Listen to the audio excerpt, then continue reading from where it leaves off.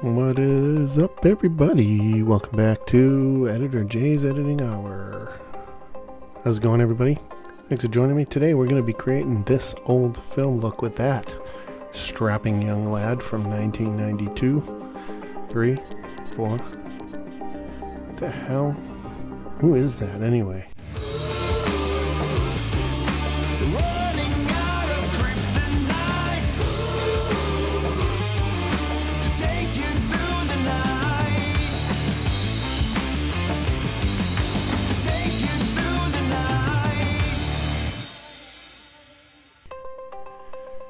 God, what a stupid hat. Anyway, create a new composition. First and foremost, look at this nose. First and foremost, that's like ridiculous. And these ears, wow. I'm so glad I grew into that face. I'm glad I grew into that whole head. Anyway, let's start a new comp. Call it old film look. Yeah, full resolution. And a blank canvas. Import footage and drag it to the timeline. Let's you can either scale it up or well, wait a second. Let me find the spot I had it. Oops, should have kind of prepared that for us, shouldn't I? Okay, here we go. Ooh, God, that's Mr. Guy, you know. Did you see that? That was Mr. Guy and Editor J with no shirt 35 years ago, 25 years ago. Who cares? Long friggin' time ago.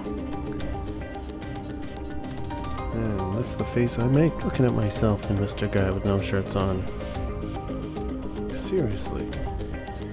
We definitely should have worn our shirts a little bit more often. Here we go to transform and fit to comp. Here we go. Okay. Oh, God, I don't know which one of these two idiots I prefer. Alright, so first and foremost, create a new adjustment layer. Call it color correction or CC if you're lazy, for like me.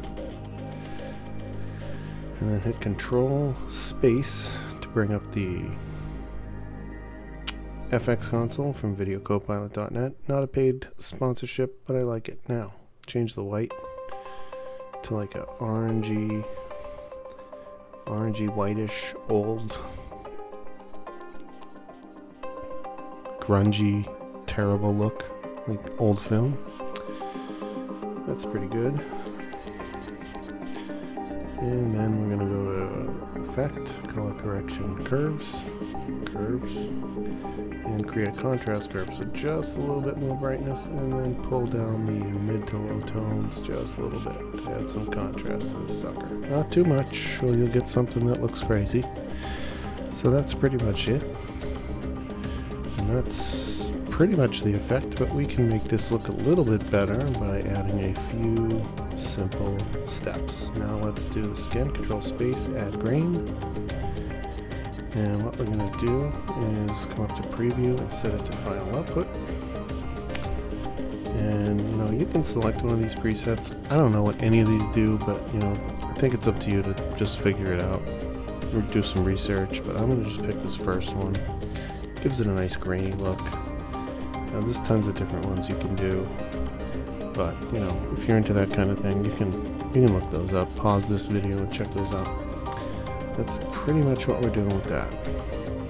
Next step is to right click, add a new solid. I'm going to call this one fractal or lines, whichever you prefer, but I'm going to make this lines. And we're going to add type in fractal noise. Not VR fractal noise. Regular fractal noise. Now, change the contrast to 250 and the brightness to negative, no, not positive 100. That's like sunshine, negative 100. And then we want to make these little things look more like lines. So turn off uniform scaling, change the width to 1 and height to 10,000. You want that to be like 10 times, 20 times. Now, what you really want to do is make this thing move. So you're gonna alt-click on the stopwatch for evolution, which you can see will move those lines. And you want it to automatically do its evolving, so alt-click, type time times 200 in the box down there. And that's a simple expression just to tell After Effects to make that thing move. Okay, so there's your lines.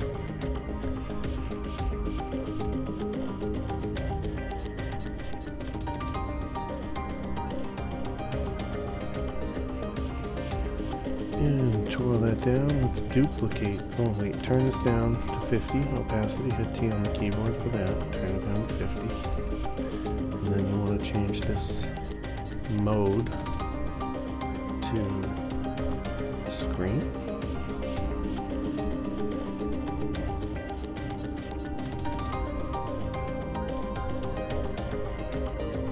Okay, there we go. That removes all the black, and now all you see is just those lines. I'm gonna duplicate the fractal layer. Control D. I'm gonna come up here to transform, excuse me, contrast. And just make a couple adjustments to the levels here. So we'll turn the contrast up to 350. Brightness down to 50. Yeah, it's a little too much. Minus 100. I'll keep it at 150. And then just resize.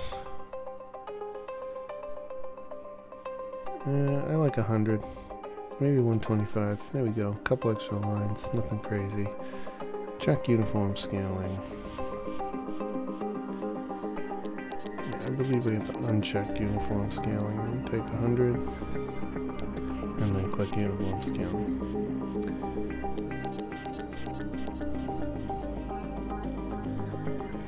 Yeah, I'm pretty happy with that. You can play around with it to get whatever look you're going for. Next, you're going to do a new solid. And we're going to call this one Vignette, Vignette. Hit OK.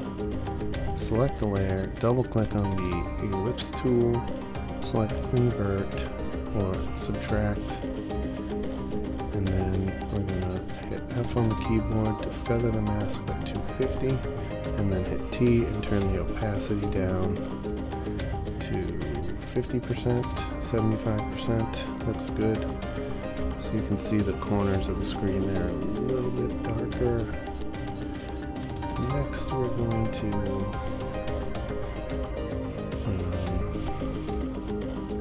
duplicate the footage, and on the top one double click on the ellipse tool again, which will create another mask. We're going to subtract the mask, and then we're going to look for a Gaussian blur. Okay, and we're gonna blur this thing like 25. Maybe bring it up some. 30. And repeat edge pixels. Don't forget to repeat the edge pixels. And that'll create the blur in the corner like old faded film.